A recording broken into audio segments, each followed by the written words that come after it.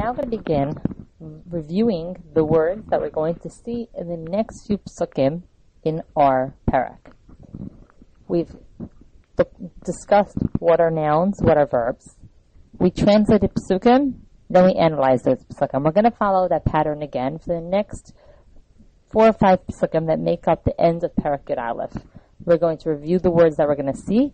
We're going to translate the psukim, and then we're going to analyze the psukim. So, if we remember, a noun is the basic is a building block of a word, and the Torah tries to conserve space. So when it wants to say a number of prepositions, rather than saying them as separate words, the Torah adds it as a letter to the beginning. Be'eretz means in a land. When it wants to say that something belongs to somebody, rather than saying it as the word your or my or our, it adds a letter to the ends of the word. And that's going to be the form that we're going to see throughout Tanakh, and that we're going to be very familiar with.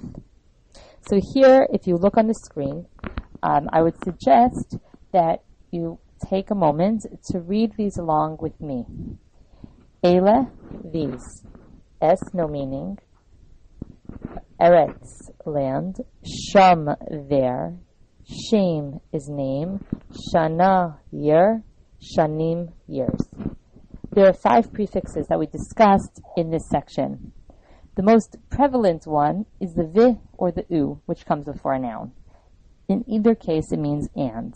The vav in front of the word is going to mean and it's a general rule that we just need to remember. Bi is also very, very common. It means in or with. Li means to or for. And the mem is less common. It means from, but a mem in front of a word can oftentimes have additional meanings, such as indicating that it is a noun. But in our case, we're going to learn that it is from.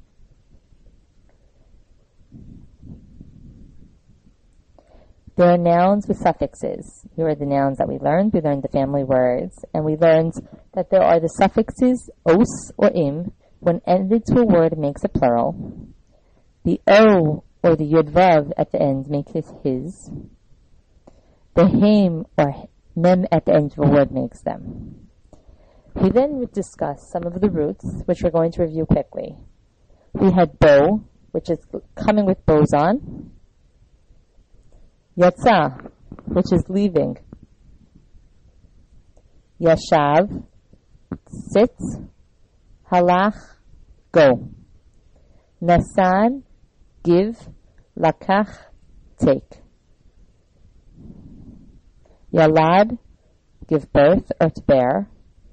Chaya and maves. Chaya is to live. Maves is death. Mos, lamus is to die. So, we're going to now look at how will verbs and the shorashim appear in our text. As we mentioned last week, the verb halach has a hey in it, and so the verb halach being a yonah, a word that has yud vav nun hey, is going to miss a letter, and that letter is going to be, the hey is going to sometimes disappear when it is conjugated in certain ways. But initially, we learned that if you add a letter to the end of a shoresh, you're saying that you're talking about the shoresh after it happened. That is past tense. If you add the conjugation right in the middle of it, it's happening right now. And finally, if the shoresh hasn't yet happened and you've already conjugated the verb, you're talking about in the future. There are 2 rules that we're going to see come up very frequently, and that are the main rules and the main way that the Tanakh is expressed. The first is the vav hahipoch, the turnaround vav. And biblical Hebrew scholars call it a different word, which I can't remember off the top of my head. But it's a principle that this vav indicates that the word is past tense.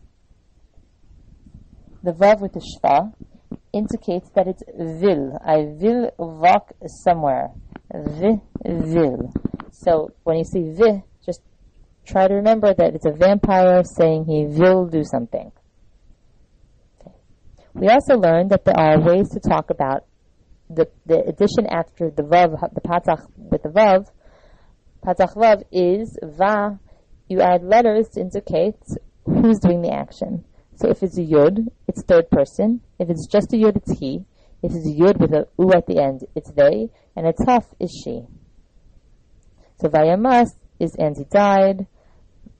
Vatihi, and she was. Vayava'u, and they came. All this is a review from last week. What I'd like you to do now is to take out the second page of the translation sheets. We're going to be beginning from Pasuk Chavtes to translate those pasukim together.